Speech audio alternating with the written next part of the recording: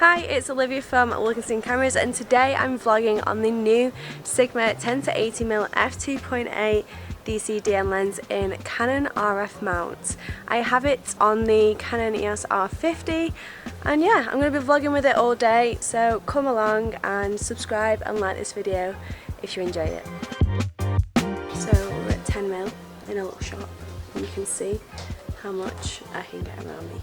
And I'm at F2.8 because it's quite dark in here. You don't have to film this bit because we're walking. I'd rather you concentrate on where you're going. FYI, Sophie's broken her ankle. Well, she hasn't broken it, she sprained it. But she's come with me today. Sorry, this is overexposed. Let's get back in the shade. Yeah, she's come with me today because I don't want to be alone. And that's just how it is. Also, if you are ever in the northwest of England or the north, you need to come and see this little village because it's beautiful. It's so pretty.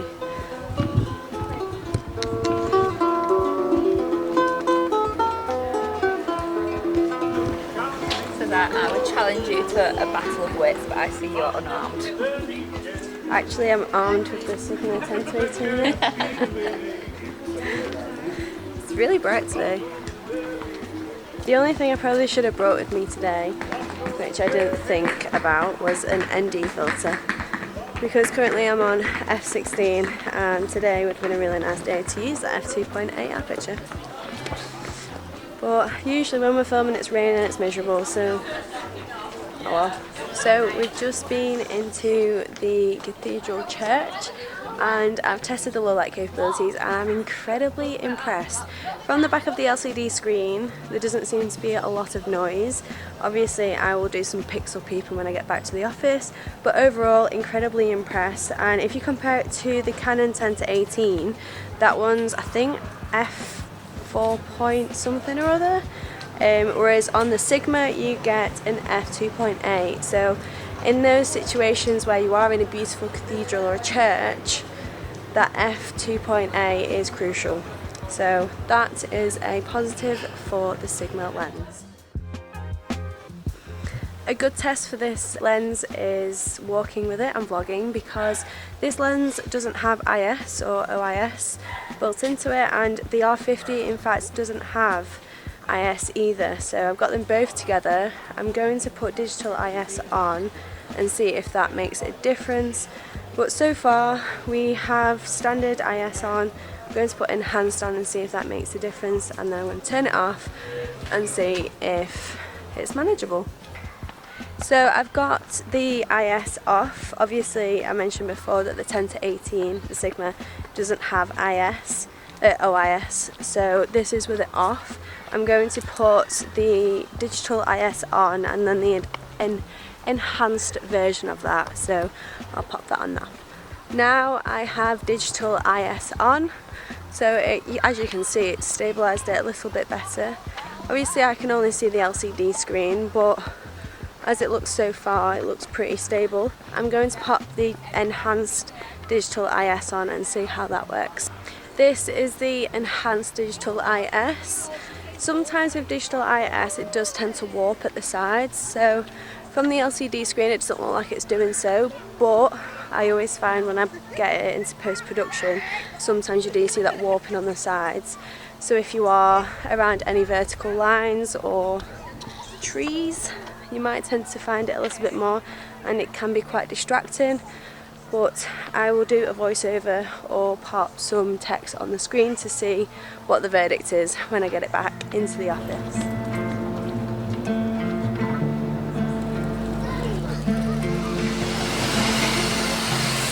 Me and Soph are about to get on the steam train, which is exciting because I've never been on one before. So come along with us. I'm going to test the wide angle capabilities of the 10-18 lens on the train, because I think that would be a good example to see how much we can get in the frame behind us.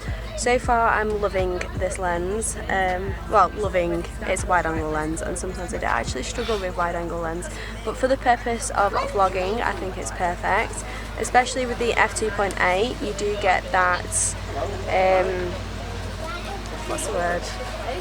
God, I was doing so well then. I'm not a vlogging person, you know. What I was going to say is that the F2.8 gives you good flexibility when it comes to getting creative shots, because you do get that beautiful background blur and bokeh. So yeah, come with us. I've just said it again. So yeah, let's count how many times I say "so yeah" in this video. Also, I've got a croaky voice because I went to a festival at the weekend and I sang my heart out. So yes.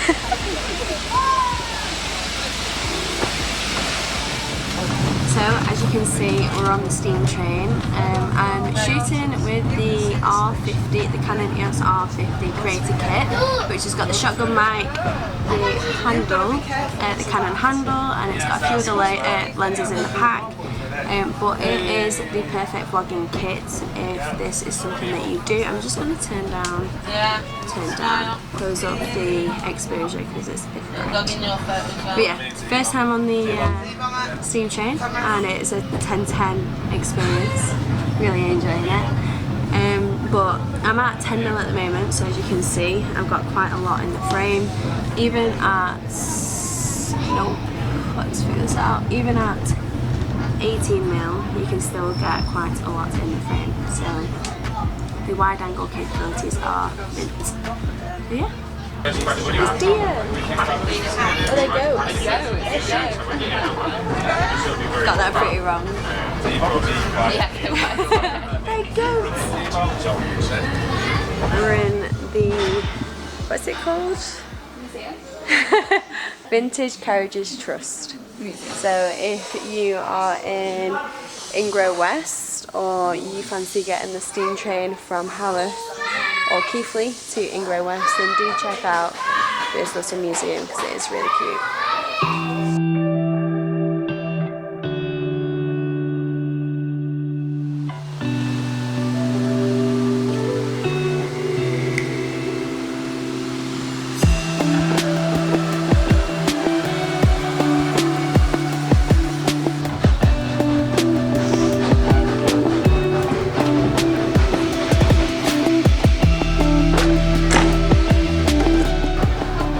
Okay, so now that I've done most of the vlog when I was in Haworth and at the museum, I'm going to cover a few key features, but if you want a full review video, then do check out my old 10-18 video that I did in the Sony E-mounts a while ago. I will leave it in the top corner or in the description box below.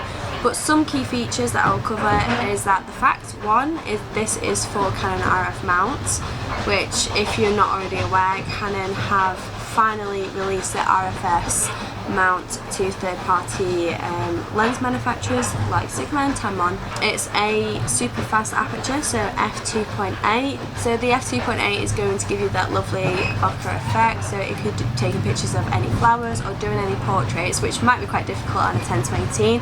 It will give you that lovely circular bokeh in the background and lovely background blur, which is actually quite nice in scenarios like this, where you've got quite a busy background but you just want it quite blurred and focused on the subject. It is an ultra wide angle lens, 10-18mm, so in scenarios like this where you do want to get quite a lot in the frame and you are vlogging, it is ideal.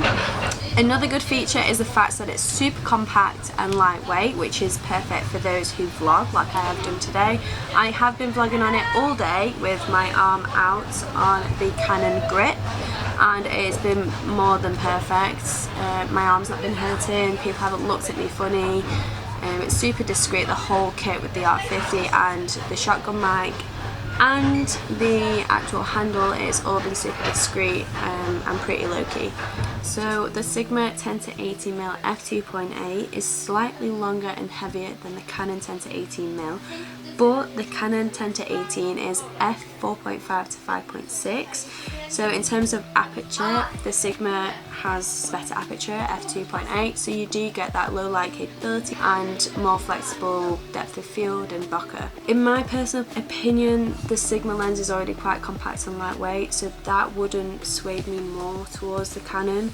I think for me, who films a lot of video and a lot of creative video and portrait, I mean, you wouldn't use this lens for portrait, but I would go for the f2.8. before, when me and Sophie were in the church at Cathedral, what was it? Church? The F2.8 really did help me out, because it was quite dark, as you can imagine, but the F2.8 really brightened up the scene and allowed me to use a fast enough shutter speed that the photos were sharp. With the Canon, you would have to sacrifice a slower shutter speed, therefore your images won't be as sharp, but that is only in a low light scenario. The lens is retailing for $649. That can change as time goes on, so I'll pop a link in the description box below where you can keep an eye on the pricing or any promotions that are going on. If you do want to purchase this lens, then again head to the links in the description box below.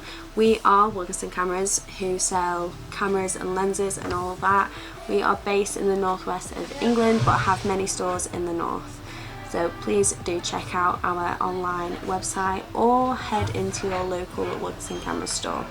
As I mentioned before, if you want a full review of this lens, I have already done a review on the Sony E-mount, and it's pretty much exactly the same ergonomics and lens structure. So check that one out, I'll leave it in the description box below. But yeah, today's video has been really short, I hope.